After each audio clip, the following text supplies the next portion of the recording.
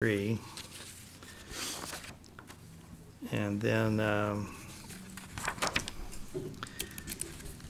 page 15 is the summary statement of operations by fund and department. And I changed the report to be a little more readable. The next to the last column is the percentage used with encumbrances, and then the last column is the actual money that's been spent through February. And it should be if it's everything's spent linearly, then it should be at 16.7%. And the encumbrances is purchase orders that sets aside money for future purchases that the department knows about, for things like copier leases and things, so that they know that money's accounted for and they don't spend it. But the right-hand column is the amount that's actually been spent through February.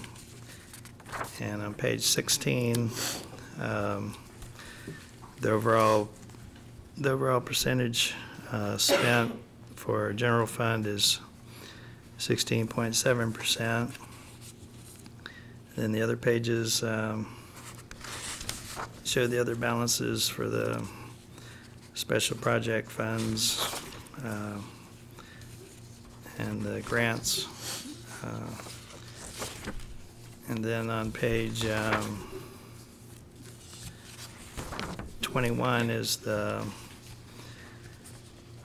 grand total overall spent for all departments at 17.1%. So that's pretty well in line where it's expected to be.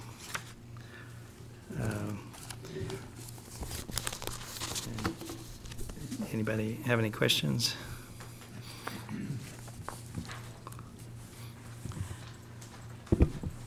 I just want to make a comment, and that is on the general fund and the carryover. We've started with a little over $4 million, and we probably need at least 6. So, and we've spent that down over a period of, actually we've spent it down over a period of years. And this year was no exception, that we pulled it down even more. So every time that there's money not in the budget, be sure you look at that.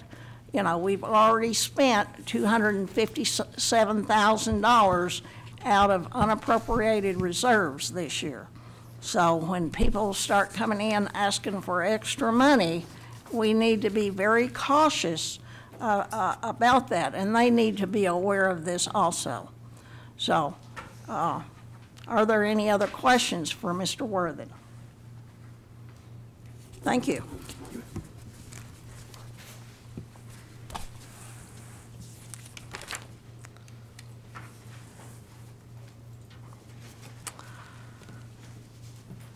Well, okay, under new business, I guess we're going to go on and take up the GIS. I don't think we have that ordinance in our packet. Is it in there? Okay. 8.1. You want to read the title? Brian, please.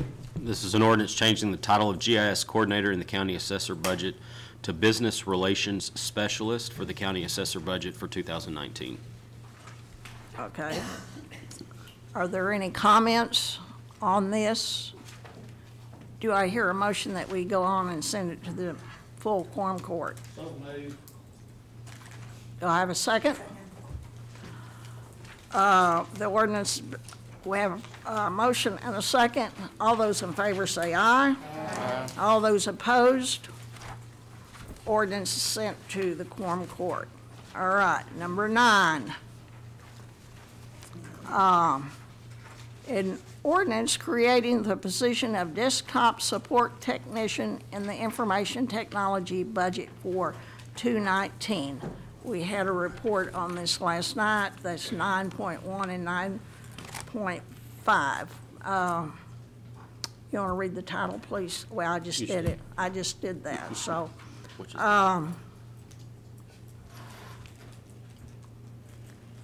This was taking 2 part-time positions and putting it into one. Madam Chair, And those part-time positions will not be filled. I'd like to make a motion to pass 9.1 ordinance creating the positions of desktop support technicians to the full quorum court with the due pass recommendation. Second. All right, I have a motion and a second. All those is there any discussion? Do you have public comment? I forgot. All right. Being no public comment, no other questions, all those in favor say aye. Aye. All those opposed, motion passed. We've done, okay, I'm on number 11. Ordinance reducing the amount of, okay, $824,503 from line items in the various county budgets and restoring those funds to the unappropriated reserves and are appropriating the total amount of $1,403,181. I read that wrong. $1,403,181 from unappropriated reserves to various budgets and line items for 218. And that's 11.1, 11.2. All right. Okay. For those people that are on the court knew this is money that was not spent in various budgets last year. All right. The second part of that is money that we spent that was not really budgeted, if I have this correct from Mr. Worthen. Is that correct? Okay, it was money spent that was not budgeted. So we have a shortfall, you might say, of $578,678. But this is a housekeeping issue that we need to clean up so that we can move. This is a 2018 budget. Yes. I have a hard time accepting it as housekeeping that we spent $500,000 that was not budgeted. I'm going to need a little more information on that explanation. Well, okay, but we voted to spend this money out of unappropriated reserves. If you will look on page 11.3, all of this list of stuff, according to Mr. Worthen, was brought to the court and was approved by the court to spend this money. Okay, then if it's already been approved, 11.3. why do we need to approve it again? Because I guess it wasn't in the original budget. It came out of unappropriated reserves. But we didn't have an. When was that?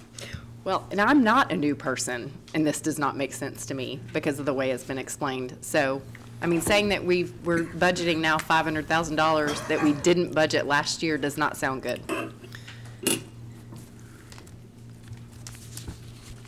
Yeah, this one's a little hard to explain.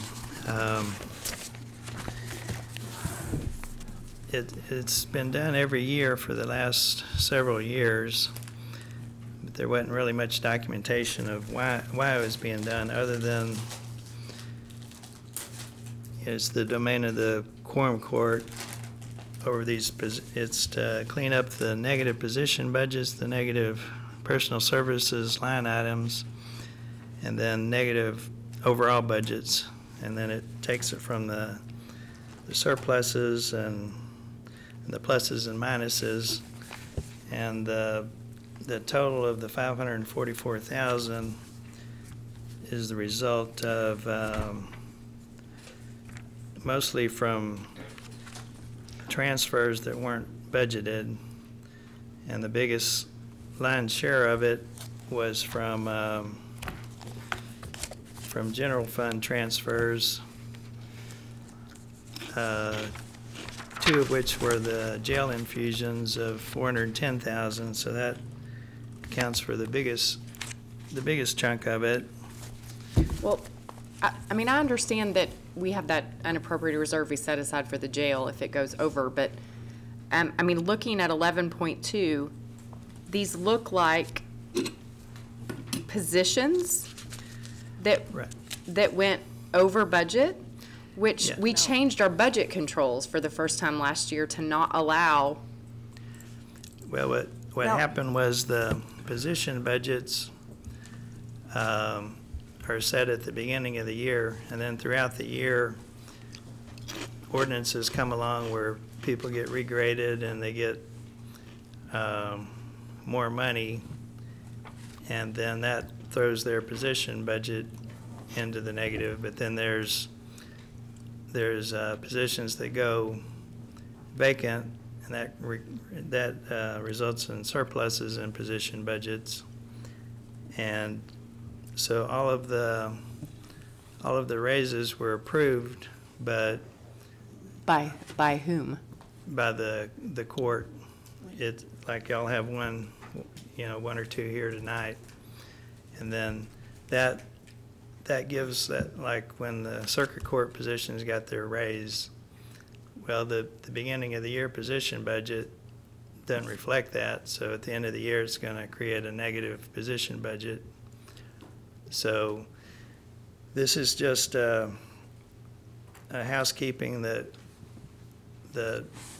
cleans up all the negative position budgets, the negative personal services line items, and there was two or three budgets that really the only overspending was, the biggest culprit was building and grounds, because they built the courthouse renovation. Okay, I don't like hearing overspending that we're being asked to correct the next year.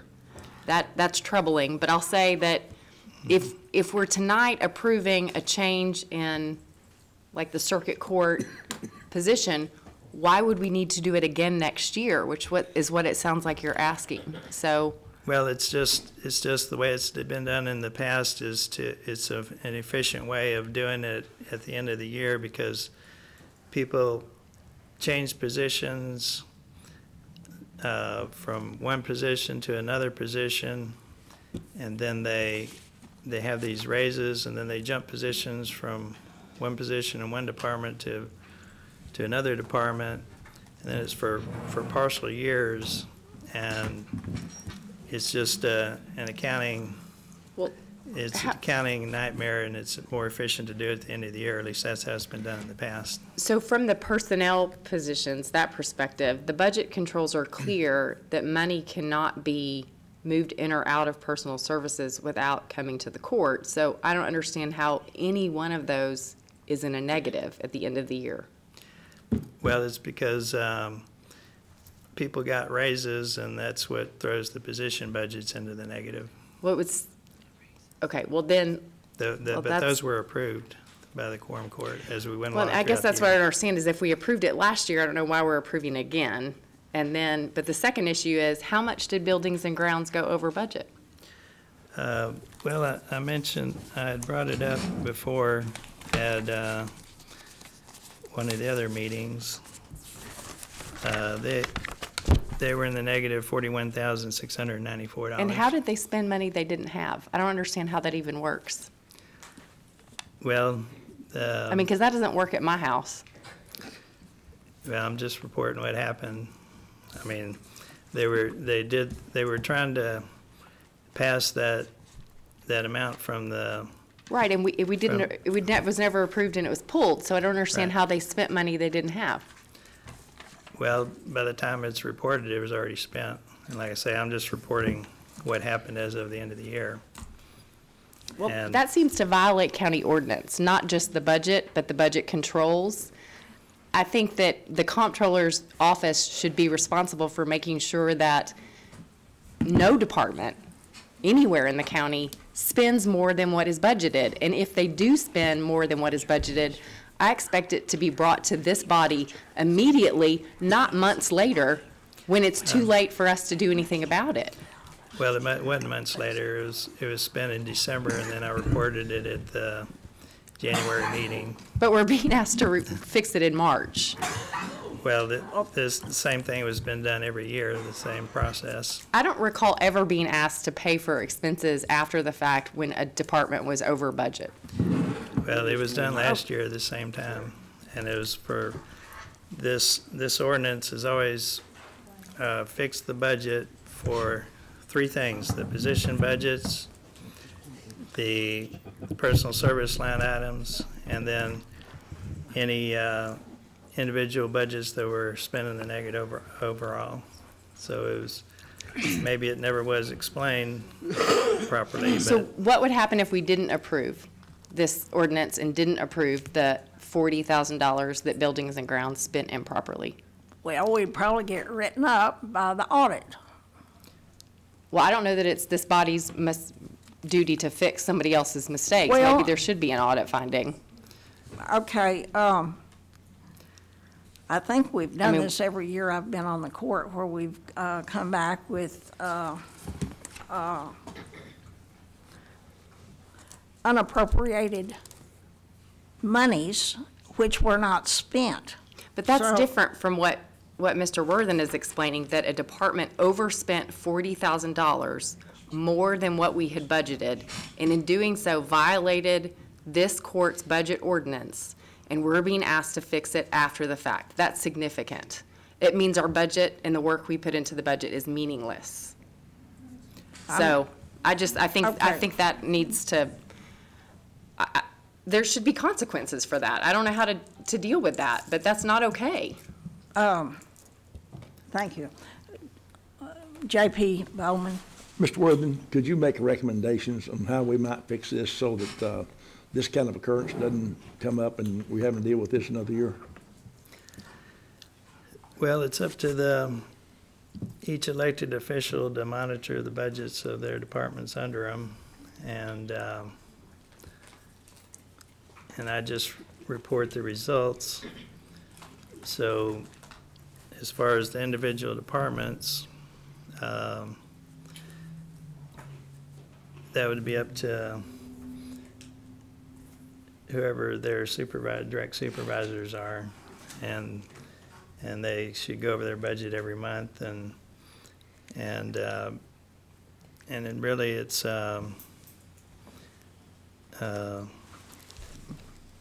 fairly small money in the grand scheme of things, but the Building and Grounds is the only one that was pretty significant, and that's because of the renovation. Was this the courtroom? Yeah, this is for construction? the Okay. courtroom renovation Well, on the did Fayetteville. did that not come out of a bond fund? Well, it was brought before the quorum court, but it didn't have the 10 votes to do it on 3 readings, and then the choice was made it passed, but didn't have the 10 votes, and then the decision was made to withdraw it rather than getting that money from the bond. Well, I left with the impression that had been passed and it was done that way. No, it was withdrawn. In retrospect, it should have been left in to cover this balance, but So that money is still in the bond fund? right, Courts and- it could be. I suppose it could still be brought back forward and passed to cover this negative. Okay. Well, you know, as I recall, I read the law that was sent to me about that bond fund issue, and it says very specifically in that legislation that we could use those funds if they were available. Yes. And there is money there. I think you and I talked about that. and- Yes, and it's got the to be- details on that. It's to be used it could be used for administration of justice purposes. Yes. And there was plenty of money in there for it if it could be brought Okay. back to cover this negative Yep. if that's what they decide to do. I'd like some guidance on how to make a motion here that we review that decision and bring it to the whole full quorum court, the budget committee, whatever we need to do to get that resolved, and take that money from that bond fund as we talked about before. So you want to make a motion that? I'm making a motion that we go ahead and take that issue up again about the bond fund money to cover that cost, and that we take that money from the bond fund to cover Okay, the cost we're of the talking courtroom. about courts and fees. Yes, correct? yes. I'll second that motion. All right, any more discussion? Brian, maybe you better fill us in on the legality of doing this. Well, that'll, and you can make a motion that we do this. I'll be happy to draft an ordinance, but it will take an ordinance. You can't do it just with a motion. Okay. But it would just be to reimburse the general fund for that amount. Okay. Well, because it happened in 2018, I'd have to check into that and see if you could do it, because the 2018 budget is done. Okay. So I'll look into that and have a better answer Okay, for you. all right. When would you present that to us? When? Next finance and budget meeting Okay, at the latest. okay, all right. Well, thank you. Listen, I appreciate this discussion coming up. I was confused about that and asked Mr. Worthen about it before, and I certainly didn't understand it completely, so I really appreciate the discussion and getting the details out. Thank you. Yes. Thank you, Madam Chair. As a new member on the court, I would definitely like a recap of the bond issue and the reason why, I guess, it didn't get through. Just kind of give us an overview of the bond issue whenever you can. The bond issue It's not a passed. It was bond. the bond issue was for repairs on the historic courthouse from about 6 or 7 years ago. Okay. And so was a bond, and we're currently still repaying those bonds. There was overflow money that came in excess of the bond amounts, and we pay a monthly amount or a yearly amount, and Bobby could explain it more. I don't have all that with me. It's pretty thick, but anyways, needless to say, the way it was written was if there was excess amounts in the bond revenues that monthly, that those amounts could be used for court purposes or the administration of justice. And so this court talked about last year taking money from that to pay for the renovation of the courtroom up on the 5th floor to move Judge Taylor over. And there is excess money, there is excess revenue. There's about $800-something sitting in that account right now of excess money. And so, and we're almost at the end of the bond term repayments. We're almost, I think within the next 2 years, we'll be done paying those bonds. And so any excess then will automatically come over and go back into the general fund, however much that may be. And so the court talked about, and there was an ordinance brought last year to take money from that, pursue it to the allowance through the bond. And I even called and checked with bond counsel in Little Rock who did the bond, who agreed that we could use it for that amount. That wouldn't be a problem, so long as there was enough money in that account to pay the fee, which is there's quite a bit of excess to pay the fee on that. So with that said, there was some discussion. It was an appropriation ordinance. It didn't get the required 10 votes to pass automatically, so it was stuck on a first reading, and then it went to a second reading. And then at some point, I believe the sponsor, I believe you were the sponsor, weren't you? Yes. The J.P. Harbison is the sponsor, withdrew that motion or that ordinance altogether. Okay, and this money comes from court costs and fines. And it pays, the expenditures $30,000, $375.98 per month. And we normally take in, well, this last month, we only took in $26,980. But over a period of years, we are up to $847,000 in excess money that we could use for court-type things. What was that figure again? Is it is it here in my packet? 4.1. Okay. 5,800. Category 58. All right. Yes. Wait a minute. Okay. Thank you, Madam Chair. As I recall, I talked to Bobby and to Mr. Shannon about this whole thing, and there were two different funds set aside. One for the current year's payments, and then their secondary fund. And the secondary fund had a tremendous amount of money in it, and we already had enough money in the fund to pay the year's premiums. So, and we're nearing the end of the bond fund anyhow, so we got lots and lots of money there compared to what we're going to need to pay off the bond. And I think a lot of us were misled about that because it looked like we only had enough money in there for 1 year when that was not the case. Thank you. J.P. Ecke? That was what I was going to bring up, because Treasurer Hill reassured us that we had plenty of money to cover that cost. And I think he said it more than 3 times, reassuring us that we did have enough money in the bond fund. So, thank you. Okay. Comptroller Worthen, Yes. I appreciate the job that you do.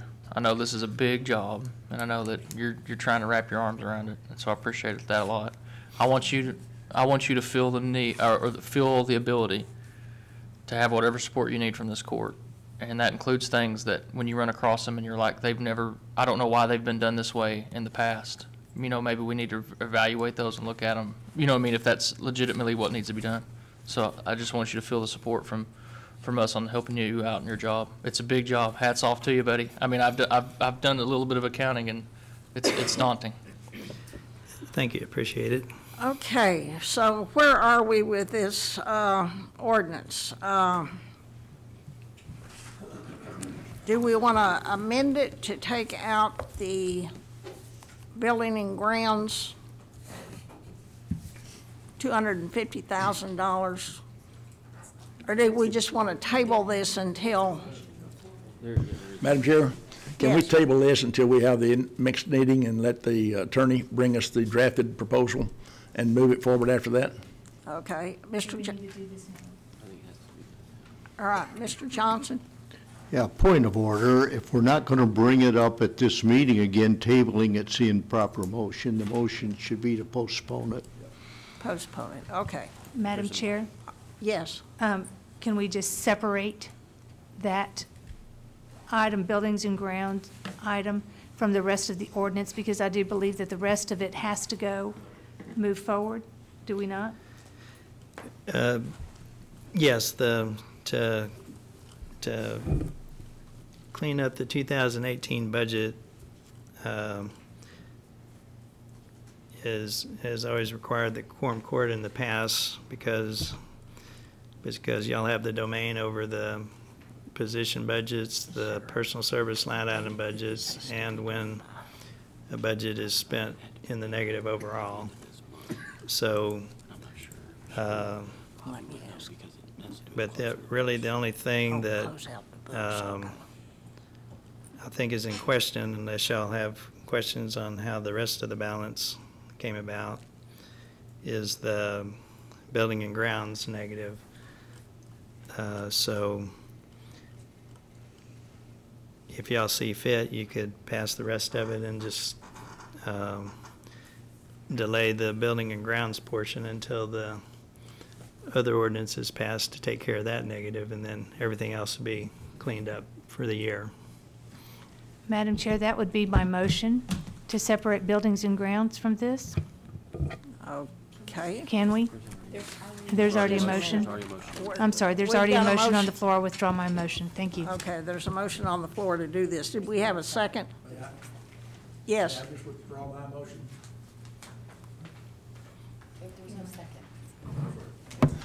We don't have, May I withdraw my motion? Yes. In the view of this motion? okay. Do I have a second to this Who seconded his motion? Already had a second on it? Yeah, that's right, we did. Second on his, I'll withdraw my second. Okay. I'll second. You'll second, okay. So we've got a motion on the floor, and a second, to split out the court's expense, which was somewhere around $250,000. I'm not sure the exact amount. I think that, yeah, the previous ordinances was asking for $250,000 for building and grounds budget, but all that's needed to cover this negative is the $41,000. Okay, 41,000. So we're going to subtract 41,000 then from the, budget. Let's see, that 41,000 comes from the 1,403,181. Is that correct? Yes, I believe so. It's, let's see, it'd be,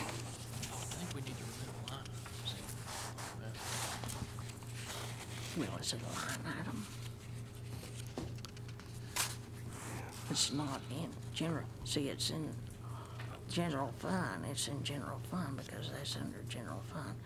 So actually, on the list on page 40, on 57, then the 41,000 would be subtracted from the general fund of 922,386, is that correct?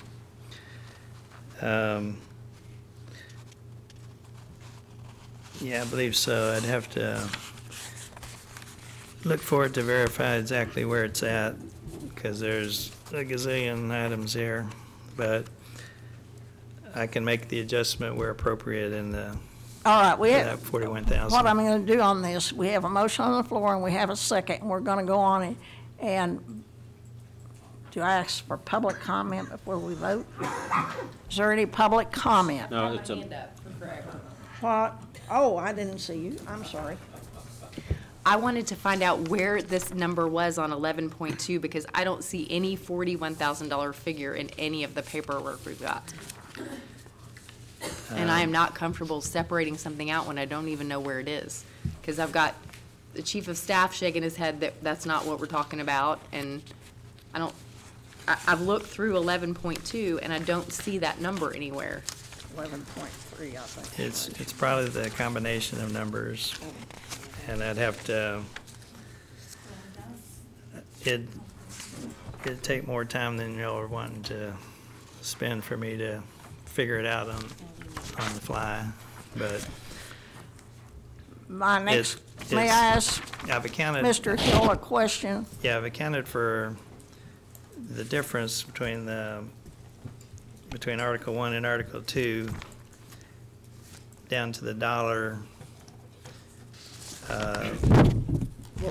here. Well, everything. But I would have to, look at it for a while to get that Well, exact amount.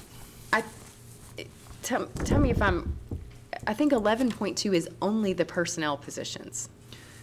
No, I don't see anything on, yeah, both A and B have pluses and minuses for the personnel positions, because it's a process.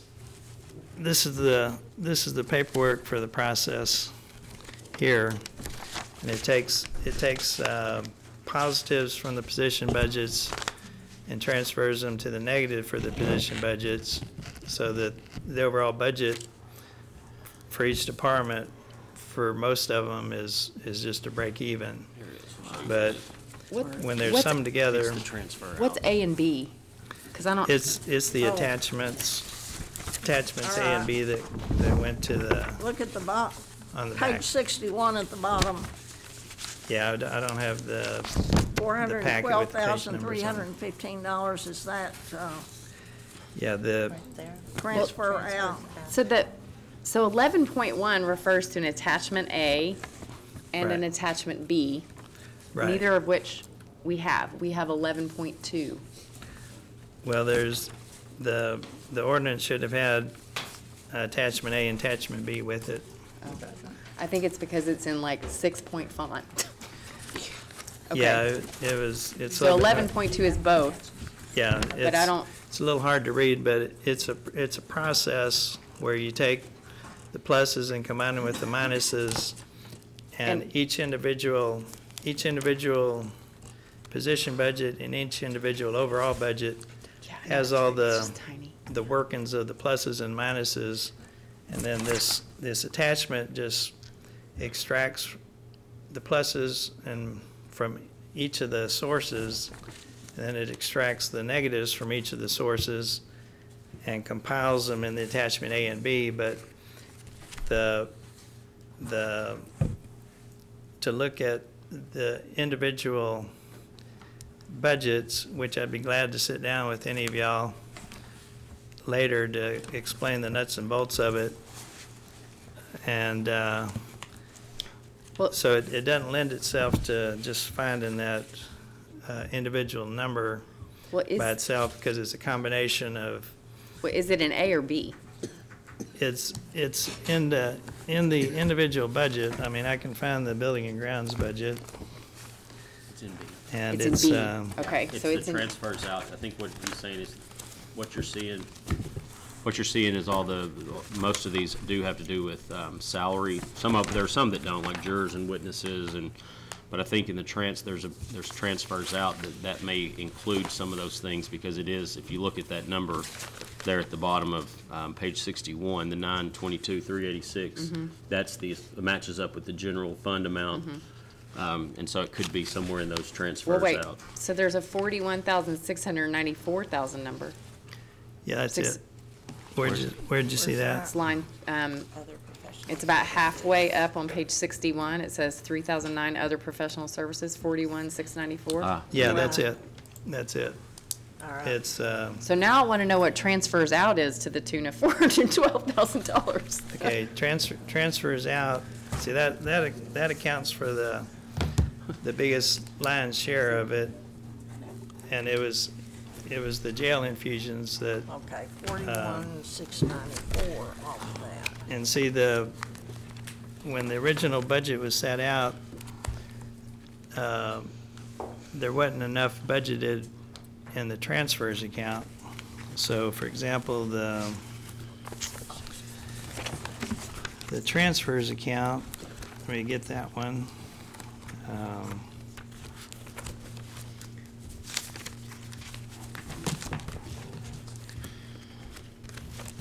Okay, thank you. And it's the,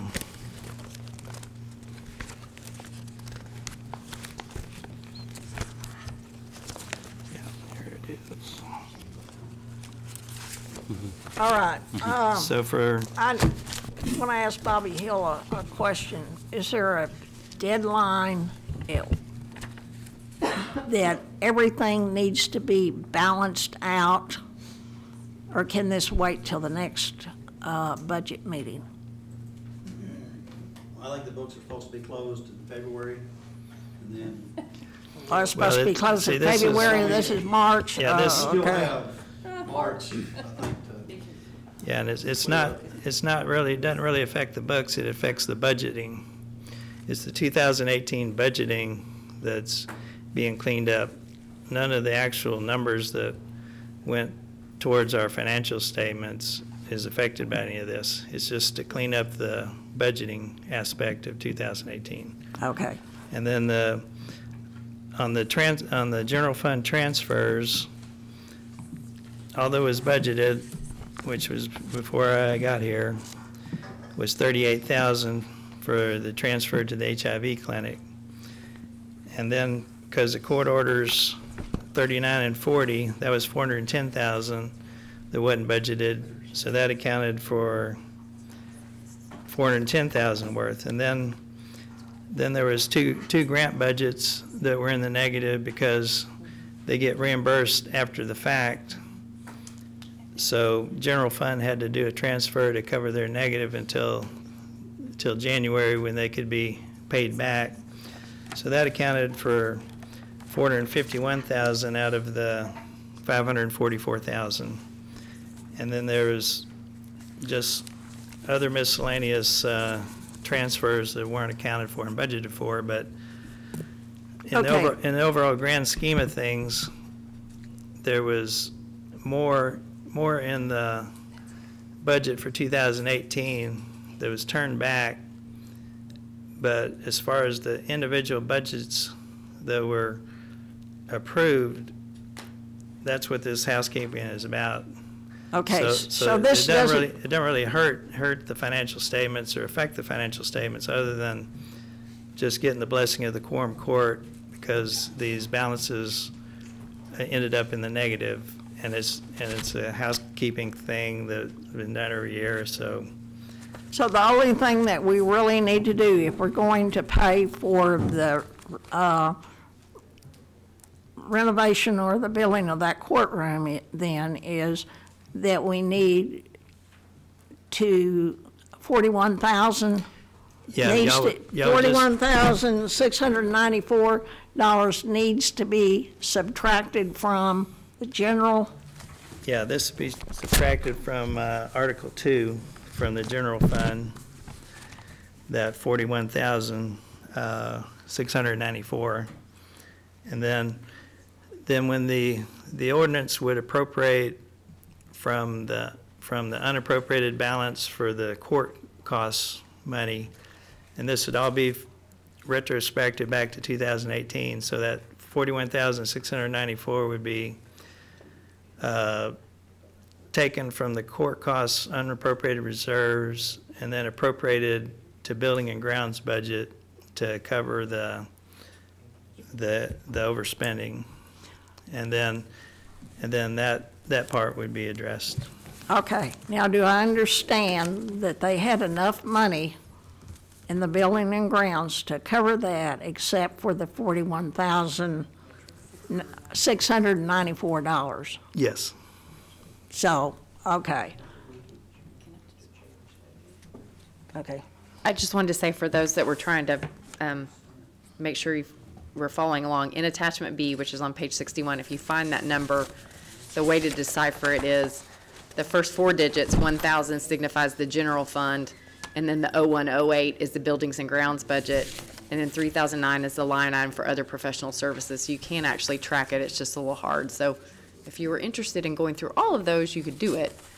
So there's obviously a lot of information in that, but that is the correct one to pull out. Okay. Yeah, and If you want to pull it out. And if anybody wants to stop by my office, we can grind through the process of how all this was done if you have a few hours of fun you want to have. Okay, so the 922,386 is, and someone will have to check my math, is changed to 880,692.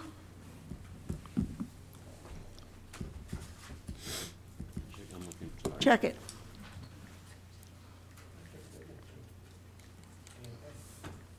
And then take 41,000 from the total, and it should. 8692, that's correct. Okay, so we're going to change that to 41,694, and the total at the bottom will be 1361487. All right. I need Oh, do you need me to motion clean to up the amend motion? this. Motion, I'd like to make a motion to pass on to the full quorum court with the amended budgeted item. You have to vote on the amendments first. Oh, vote on the amendment. All those, You need a motion to amend. Motion to amend. all right, I have a motion to amend and a second. All those in favor say aye. Aye. All those opposed say aye. All right, we have an amendment. All right, now we're back to the original ordinance with the amendments. Motion passes amended. I'd like to make a motion, Madam Chair, passes as amended, Okay, to the full quorum court. Second. all right. Do I need public Yes. comment? Yes. This may be a question for Treasurer Hill rather than our comptroller, but when we overspend, where does the money come from? I mean, I assume we've paid someone $41,000, so from a, Let's just say general has $10 million in it. That's what I'm concerned with. And it's signed off by the county clerk and the county judge, then I pay it. because you don't check the budget, you're just the money guy. The Okay. budget's plumb out of money, and those 2 signatures are on it, directing me to pay it. It gets paid, as long as my fund. doesn't go on the record. Okay, thanks. Have it, any public comment? All right.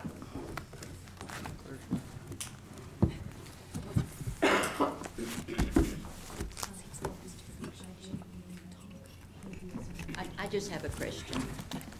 Okay. State your name, please. Elizabeth Koger, 3661 East Embry Drive, Fayetteville. Thank you. And I'm not sure I understood this, but there's a bond fund that has money like $800 or $847,000, and we're paying interest on those bonds? No, that is the court fines fund that pays the bond payment. The interest is calculated at the beginning of the bond, and so there's an amount. Oh, sorry. I believe the interest on these are calculated at the beginning of the bond. So when we bond the money that you're asked, like the issue last night that was discussed, that includes, so we have a bond amount, let's say a project's going to cost $35 million. We then go in and we calculate what the interest is going to be, because we have a bond company that tells us, here's how much interest you're going to pay. And so when we pass a bond, we pass it with the amount, principal amount needed plus the interest, and that's what gets passed on to the citizens, and that's the total that's collected, because that's the total that will be paid, because you can't pay it off early and avoid any interest. The interest is already compounded into the bond amount. Okay, that was my question, why we didn't call bonds and pay them off early, so we can't do that. We could pay them off early, but my understanding is you're still paying the same amount. So it doesn't really matter if you pay it off early or not. You have a set amount, because the interest is already being compounded into the bond. Okay, thank you. Okay.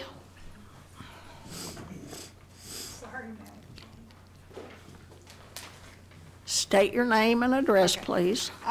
My name is Lou Sharp, and I'm from 1739 Steel Road in Springdale.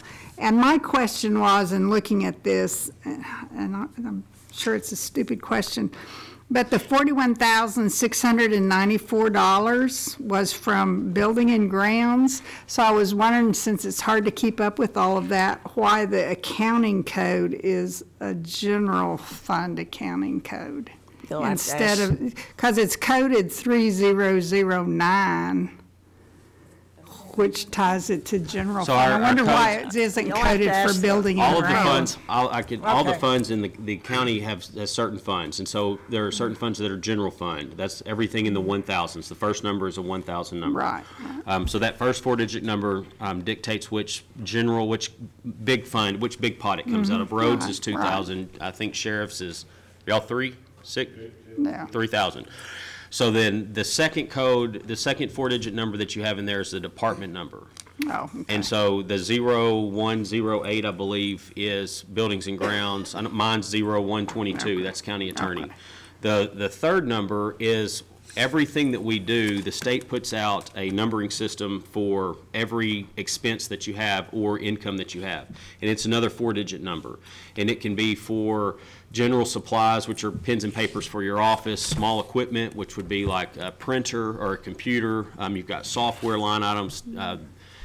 Road department has tires and lubricants and gas. I mean, there's all these. So it's a 12-number string, and that's how it's broken down. So it's a 1,000 because it comes out of general. It's not coming out of a grant or roads or jail. I mean, those are all separate because there's separate income that comes into those that have to be earmarked for those particular funds. Because other professional services, which it's listed as, doesn't tie it to building and grounds, which makes it hard to find in that list of that long column of everything. That was my only question. Oh. Thank you. Okay, thank you. Any other comments? All right, we have, yes, J.P. Thank you, Bowman. Madam Chair. It just occurred to me, Mr. Worthen's got a mammoth job to do, and it's been a job that's been done a certain way for a very long time. And always this time of the year, we're trying to clean up from last year. And we've got 2 CPAs and an accountant on our group right now. And I'd like to see if those people would volunteer to help Mr. Worthen come up with any additional ideas that might simplify this system. I know Mr. Deakins made a comment a while ago about working with him, and I'm sorry. we might coerce them into any ideas they come up with to help simplify the system. So I'm looking at you, Sam. I have a finance degree. Okay, we have a motion on the, Thank do you you. have any other comments, anyone else? Okay. We have a motion on the floor, and it's been amended. The $922,386 is amended to $880,694. 92. And the total is $1,361,487. All right. Any other comments? All right. All those in favor in passing this on to the quorum court say aye. Aye. All those opposed, nay. It has passed. All right. Where are we?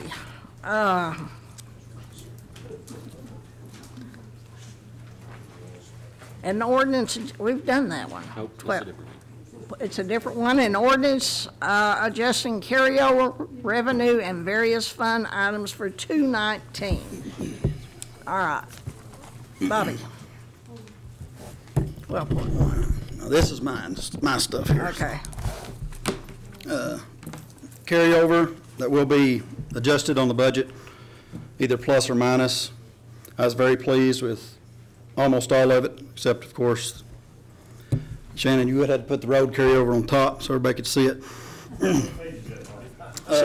62. But I do have a good excuse. The main reason the road carryover is so much less, 416,000, was late last year we got a FEMA bill of 310,000 that I wasn't aware of. That, and the FEMA fund doesn't have funds in it, so it had to come out of road fund until we can hopefully get reimbursed. We haven't had a federal payment to us in over a year, so that was the situation with the road. Everything else is pretty much in line. I mean, I'd like for them all to be zero, but that's not going to happen. Article 2 over here is where I like everything to be. Those are what we're adding to the budget. Now, these are not, like I'm not going to go tomorrow and subtract 416,000 from the road or add 176 to general. I mean, that's already been taken care of. If you look at your balances, when I first came up here, that's what the balances truly are. I mean, this doesn't matter on my cash. It does on the budget, because he's going to go and subtract all these from the budget on my carryovers and add all of these to the carryover. All right. Are there any questions? Is there any public comment? Do I have a motion to pass this on to quorum court? Second. All right. A motion and a second. All those in favor say aye. Aye. All those opposed, nay. Motion carried. All right. We are now down to number 13. An emergency ordinance amending ordinance 2019-04 to allow ordinance ratifying a conditional use permit to be referred directly to the quorum court. All right.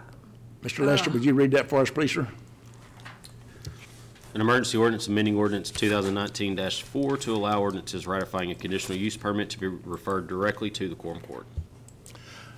Guys, this is the thing that we talked about when we hear a CUP from the Planning Commission. Then if we go ahead and run it through the county services, then this makes it redundant to come back and go through it with the county services and then have to go to the full quorum court.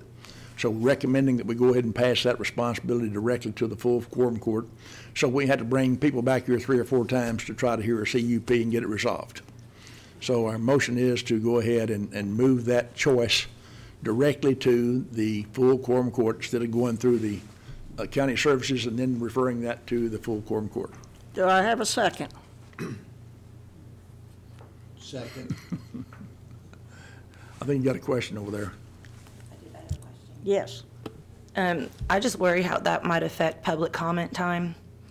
We've had a couple CUPs come before us recently that have brought upon lots of public passion, and that they wanted the time to speak to the court. So I worry that without it having the chance to go through committee, that's one less chance for public to come and speak on behalf of the CUP. Yes. Well, you know, the planning board, the planning group meets with these people, and they get a chance to make input. Then the committee makes a decision, and then it gets passed on. So that's 2 times right there. And then they come to the full quorum court and get another hearing. And, I'm sorry, you shaking your head no? It goes to a committee, right? I can't hear you. To committee. They do right now. Yeah, but Well, they haven't. Right, they have. Okay? So there's at least 2 hearings there that they have a chance to vent their feelings about it. And then if it comes to us and we don't pass it, and first time, we'll get a second and third or whatever shot at passing the doggone thing or rejecting it. So, I think to have an extra inning to bring all those people in there, it's time consuming for us, and it's time consuming the people that's speaking both ways about it. So I think it's really redundant to have a 4th step in there to try to hear those things. okay, JP Madison. Thank you. I was just going to clarify. So we've just started where they go to committee. So we actually haven't had the opportunity where they come to committee and there's a chance to speak here. But for non-controversial ones where nobody wants to speak, they just go, it would make sense for them to go to straight from planning to the quorum court for ratification of what the planning board did. For ones that are appealed, which we're going to have our share of those, they're actually entitled to 3 public hearings. And so they are heard before the planning board, and then they're formally set for 3 hearings, and then at those hearings, there are lengthy periods of time set aside for the appellants, the applicant, and then public comment. And then we have the power to extend that public comment too. We then can have it go to a second hearing if necessary, when everybody has come to the first one and everybody speaks and we feel like everybody gets everything out. Sometimes if we know what we want to do, we'll go ahead and advance it and not make everybody go through 3 public hearings. But I think there is ample opportunity in the current process just before the quorum court that we wouldn't need that additional step. So, if having gone through the public hearing process, when you look at it, there's like 15 minutes allotted for various things. So those are the nights that we go very long. Okay. JP Ecke. Thank you, Madam Chair. Great point on those nights that go very, very long. It's so true. In my mindset, that's what a committee is for, so that when we are at quorum court, we don't have those very long evenings. We're there to efficiently and properly get everything done on the agenda. And when we have to open for debate these CUPs, it does get very long. But if you are able to do it at a committee meeting, I feel that that's what committee meetings are for, to hash things out, so that way pretty much by the time we get to quorum court, the decision has already been reached and we don't spend an hour and 45 minutes discussing it over and over and over and over again. That's just my Okay. I just would like for our quorum court meetings to be efficient time-wise, and for our decisions to be made before we get to, Okay. I think that's why we have committees, Mr. in my Lester? mind.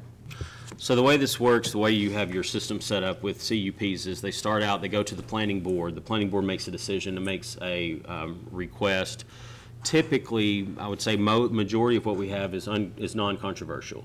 And it comes, and you have to pass an ordinance to ratify what the planning board has done, because basically what you're doing is, county zoning is agricultural, single-family, residential. Anything other than that, you have to pass an ordinance because you're making an exception to your law. And so that's why it's required. So whether you come and pass that or deny it, you have to pass an ordinance one way or the other, because the appeal process that the applicant or anybody in the community has then goes on to circuit court, and you've got to have an action to appeal.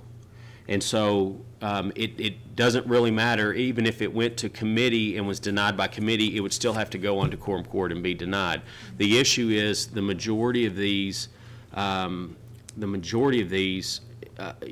a committee that hears them is not going to slow down or not going to stop what's the people coming and speaking. These people are going to come to every hearing and rehash. They will.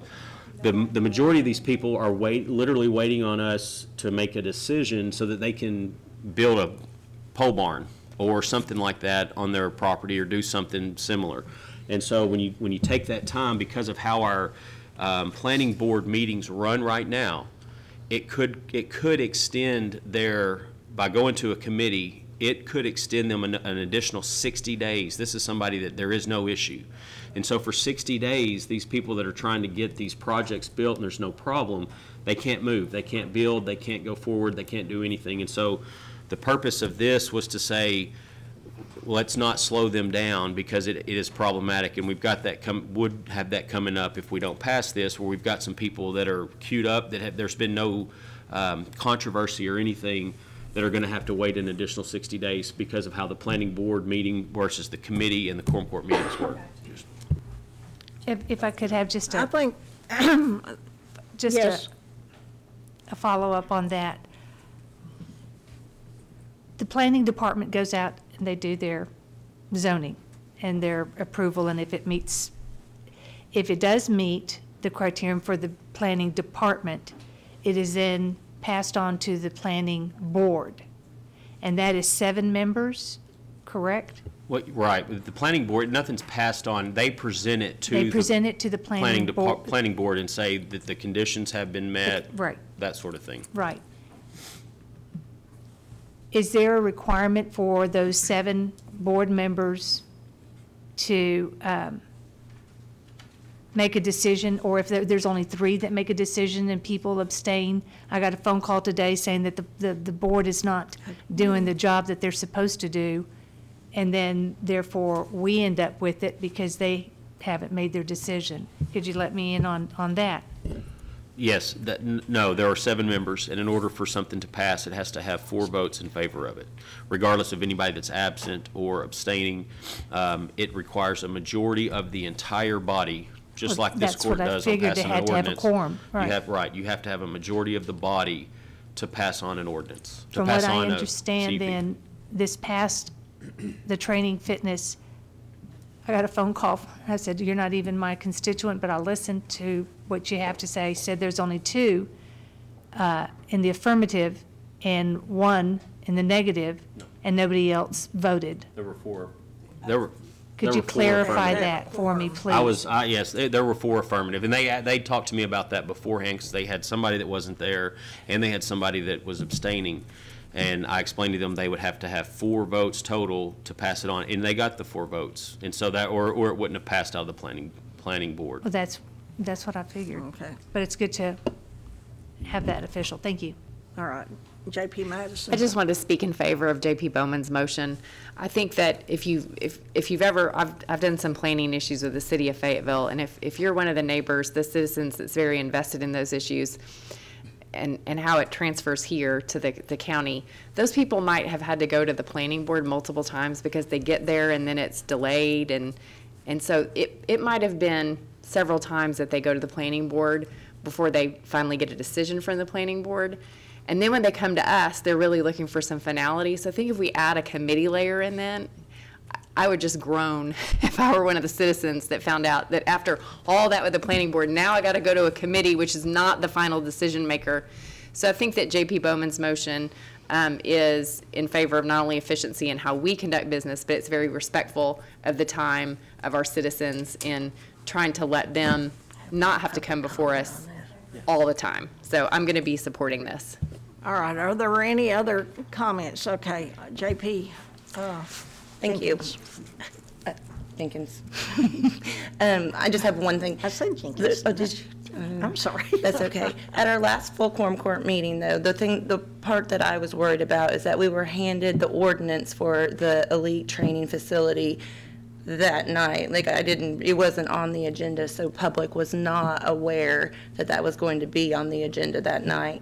So I want to make sure that if we do go through with this process, that there's plenty of time and we're not dropped ordinance in front of us the night of, and there's plenty of time for public to be made aware. That was kind of an unusual situation. That normally does not happen. However, we do sometimes have ordinances, but not CUPs.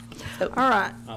I'll tell you, those were added to the agenda the night of because they were set to go to committee, and then they would have been on next week's quorum court agenda. But those were both added by JPs the night of, and the agenda was amended to allow, and it had the votes. The way it works, the way it will work is the planning board meeting, or they're on Thursday nights, and so the closest thing that would happen would be that a planning board would approve a CUP on that Thursday night, and I've made assurances with Patty and the planning department that I will make sure that we have those ordinances so that they are on the agenda packet that goes out the very next day. We finalize our packets technically Thursday afternoon, but Friday morning I will have an ordinance ready for Patty to put into the agenda, so when you get your ordinance and it's published, those will be on there, and the planning board will let the people know the night of. This passed, it will be on next Thursday's quorum court agenda. So anybody, public or whomever, that has an issue, they can show up there. Also, it doesn't do anything as far as the appeal process is concerned, because anybody, any citizen or applicant, has the ability to appeal within 30 days of the planning board's decision. And part of the ordinances that you pass ratifying conditional use permits state that we're passing this, but it has has nothing to do with the appeal time. They still have their appeal time. So if an appeal is filed within those 30 days, even if it passed, like one of those may have happened last week. One of them did happen last week. The elite training, I think, passed. An appeal has been filed. And so next month's quorum court agenda, or next month's quorum court meeting, we will have that appeal. So while you did pass it, it is kind of in limbo until that 30-day period ends. So we'll have that appeal in addition to the ordinance, because we moved the ordinance to that meeting. It was postponed to that meeting. Okay. Sam. Yeah. So we'll have the appeal. So there will be two ordinances that you'll have. One to deny a conditional use permit, and one to ratify a conditional use permit. And it'll be the court's prerogative as to which way you go. Either you're going to say yes or no after hearing the appeal. Well, actually, I was thinking this month, because it's this month that we'll be hearing the ordinance. So it'll be next Thursday. So there is an appeal for the next month. So the appeal will come the next. Okay, thank you. All right. JP Bowman. Thank you. Short. You know, I guess first question, is everybody here aware of how many zonings we have in Washington County? 2. What are they? Agriculture and a home of 1 acre. All right. With one zoning. As far as I'm concerned, that's one. So it's one. There's one zoning ordinance, agriculture and residential. Yeah. Well, whatever you want to call it, that's it. Yeah. Now then, if anybody wants to do anything in the county outside of agriculture and residential, they got to go through the CUP. And you realize that with the growth in Northwest Arkansas, we're going to continue to be bombarded with CUPs because the cities are getting crowded and industries coming in, all kinds of things coming in that's going to be pushing for expansion outside the city limits. So we're going to be persistently looking at CUPs. Look how problematic these CUPs have been. We routinely have all kinds of pushback. I've visited both these sites we got coming up. I've talked to neighbors and I've talked to applicants. And I'm telling you, I'm learning a lot of things by visiting these sites that I didn't know before, and it's not been presented to us. And, I visited with neighbors out there next to the elite, and I've been out to the dirt pit area. And I talked to lots of people. And the thing I'm thinking about, there's only 4 counties in the state that has the zoning like we do. 4 of them. And I'm telling you, when you look at the history of what we've been going through with CUPs, We're looking at appeals, and if we decide one way or another, the appellate can go ahead and go to court and beat us down and completely wipe out our decisions. You know, I'm researching what we can do to eliminate the confusion here and take this thing away from us so that we're not caught in the trap all the time. We just spent $35,000 trying to defend a case, a decision we made, and we lost. And you know what? There's a real good chance that both these appeals we've got going on right now will wind up with an appeal. Either way we vote, that could cost the money again. We need to make give some serious thought to this thing of CUPs and zoning. Can I raise a point of order? Well, Willie off. I really want to give him the opportunity to speak because he really has a good point. But I think it's not anything that we can solve tonight, and I hope you continue to work on it and work with the planning board and maybe come up with a suggestion of at least maybe in the planning areas, not out in the agriculture, but in the planning areas, that that the cities be more responsible for their planning areas. Okay. One other thing I found out. Do you realize that the planning board, the guys that make the decision, the 7, they get paid $75 per meeting. And I can tell you, I know that I talked to a couple of these guys, and typically they don't even go look at the site they're talking about. And, you know, number one, the compensation level would justify spending a lot of time. Number two, they're basically volunteering their time. So, a lot of issues. Well, Thank we you. do that too. Okay. Public comment. Do we have any public comment on this? If not, we have a motion and we have a second, correct? All right. All those in favor say aye. Aye. All those opposed say no. The ayes have it. All right. Lisa Ecke, you're on with the next item. Yes, thank you, Madam Chair. This is an ordinance. Mr. Lester, you can read it, but what it basically does, it gives our county judge authorization to enter contract with the Association of Counties. You don't have to read it. If you want me to, but it's not No. required. That's okay. And that is what this ordinance is for. And I'd like to make a motion that we pass this on to the full quorum court to pass this. All right, we have a motion and a second. Any discussion? All right, Ms. Madison, KP. This is not for the risk management. This is just our required payment Monthly, yearly Yeah. payment, yes. per capita. I'm just trying to figure out what exactly we get in exchange for this money we're mandated to pay to the Association of Counties every year, because I struggle to figure out what they do for us. I mean, for those who aren't familiar with the Association of Counties, it's a state-created lobbying entity for the counties that we're then mandated to pay, apart from the risk management fund, that we're mandated to pay based on our population. And I have a hard time understanding what they do for us, so. All right. Yes. I'd like to get JP. Mr. Lester's opinion on that, because I don't believe we're mandated. If we don't vote this in, we don't have it. We won't have that coverage. We don't have that liability. I don't know if we are or not. I think it, I was unaware that we were mandated. I thought it was an option. I know that if you're not a member of the AAC, you do not have the risk management fund, and the risk management fund is what covers the county if we were to be sued. Let's say someone falls out here and something bad happens and we're looking at $1 million lawsuit. The risk management fund takes care of that. In addition to that, the risk management fund also provides legal services to the jail. They're probably the biggest user of our risk management fund because they have inmates that file numerous and just crazy federal lawsuits against everybody at the sheriff's office all the time, and there has to be an attorney, and the risk management fund provides that attorney on these cases, and they are quite voluminous. I mean, I say crazy, though sometimes they're kind of extravagant and they're asking for like billions of dollars, and sometimes they include the president's name and on down, and which has been going on for years. But that's a big service that you get from being a part of it, is you kind of get this insurance policy that the county doesn't have otherwise. And because if we had, as a county government, you can't have insurance. If you do have insurance, you are opening yourself up to liability. And so this is not insurance so much as it is just a fund to kind of cover any cost that maybe somebody wins a judgment against the county. They pick that up. In addition, it's a lobbying arm.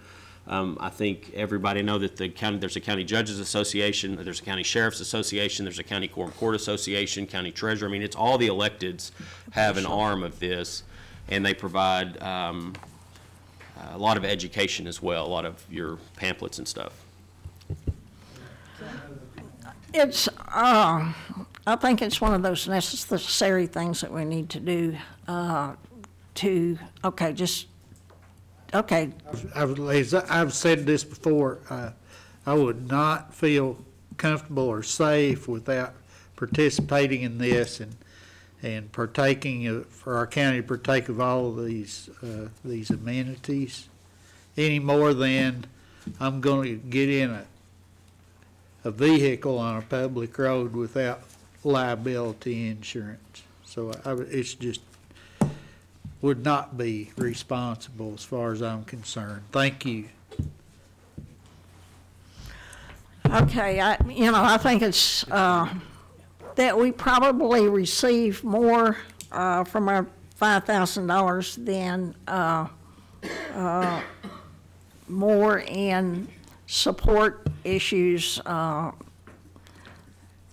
although most counties in Arkansas are so much smaller than we are that they don't have the same kinds of issues that we do. And that is the main thing. They are more geared up to issues with the smaller counties. There are only 4 counties in Arkansas with 250,000 people or more. Okay. Thank you, Madam Chair. I also want to make the comment that for any JP that is on the court, you can call them up, email them, and ask them for additional information regarding whatever issue or ordinance needs clarification. I know that I worked with Colin Jurgensen with the employee handbook, had questions. I worked with Brandy McAllister when we had the, do I need to say his name, George Braswell issue with bridges and culverts and all that stuff. But they were there to give you the information that you need to make a better decision, legal decision. So all that information is there. And privately, our company we have the Arkansas Hospitality Workers' Comp Trust. And in order to be a part of that Workers' Comp Trust, you have to join the Association of Counties. And in our particular situation, I don't need them because I'm not in Little Rock and I don't have that kind of networking, but I still have to pay my $325 a year in order to be a part of the Workers' Comp Trust. It's just the way it's set up. Thank you. Okay. Mr. Lemming. I'd like to call for the question. Thank you. Do we have any public comment? I'll say one thing real quick. That amount on there is based on, we get general revenue turnback every month. That amount is based on 1% of the total revenue we get in for general turnback. That's where they come with the 5,000. That's where they come with that. 1% of our turnbacks. All right, all those in favor of joining Arkansas Association of Counties, say aye. Aye. All those opposed, say no. Motion passed. All right, do we have any public comment? Do I hear a motion to adjourn? Madam Chair. Second. We are, all those in favor say aye. We're adjourned.